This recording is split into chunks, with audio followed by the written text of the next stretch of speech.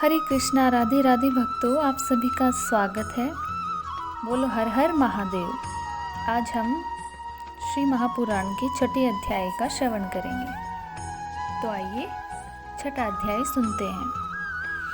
ब्रह्मा जी ने कहा, नारद, मेरे और भगवान श्री विष्णु के इस शब्द युद्ध को देखकर भगवान सदाशिव प्रकट हो गए, लेकिन वह प्रकट हुए तेजपुंज के रूप में। उस तेजपुंज को देखकर हम दोनों का युद्ध रुक गया। भगवान श्री विष्णु भयभीत होकर कहने लगे, ब्राह्मण, यह तेज कहाँ से प्रकट हुआ है? जो इस बात का पता लगा सके वही सबका स्वामी है। मुझे तो यह आदि अंत से रहित मालूम होता है, अतः हम दोनों इसका पता लगाते हैं। तुम ऊपर के लोकों की खोज करो, मैं नीचे के लोकों में जाता हूँ। भगवान श्री विष्णु की ऐसी बात सुनकर मैं अहंकार में भरकर उनके सामने कहने लगा, पता लगाने के लिए मैं चल पड़ता हूँ और देखते हैं कि कौन श्रेष्ठ है। लेकिन यह मानी हुई बात है कि जो काम अहंकार के साथ किया जाता है वह कभी नहीं होता, अपितु सुख और शांति को भी नष्ट कर देता है। रावण और वानासुर इत्यादि अहंकार के कारण ही तो नष्ट हुए हैं। बस अहंकार त्यागे बिना कोई भी काम पूरा नहीं हो सकता। भगवान श्री विष्णु भी श्वेत सूकर का रूप धारण करके पाताल लोक की ओर चले गए। उसी दिन से संसार में श्वेत सूकर प्रसिद्ध हुए।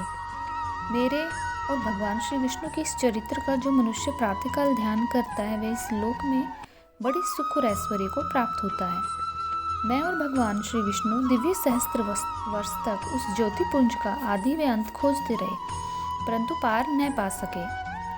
हम दोनों वापस लौट आए, किंतु जिस स्थान से चले थे उसको भी न पा सके।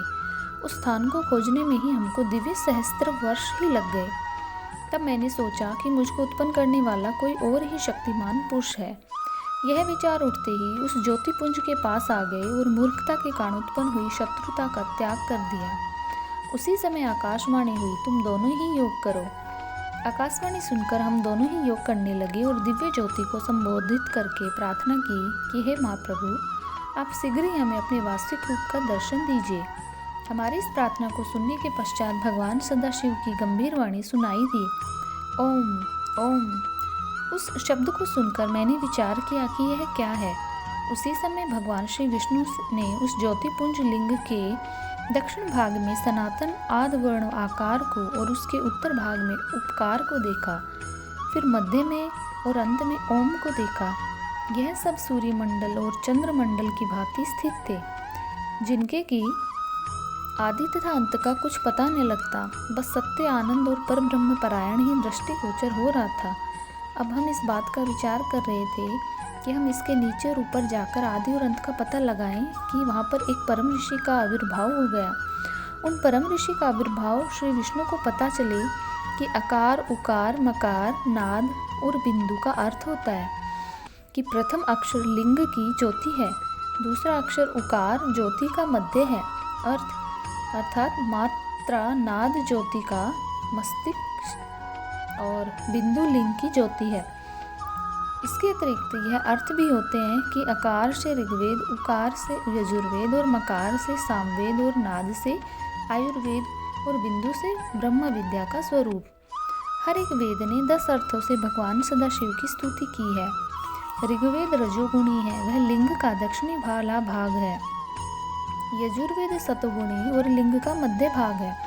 और शगुण अर्थवेद को कहना है कि सदाशिव कुछ नहीं करते, जो कुछ भी होता है वह शांत की इच्छा से होता है।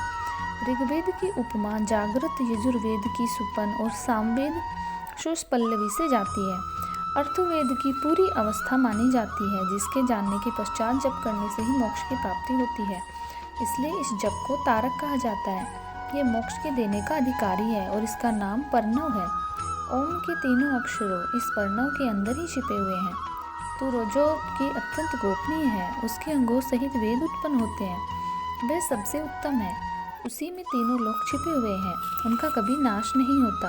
ब्रह्मा से लेकर कण तक उसी में लीन हो जाते हैं।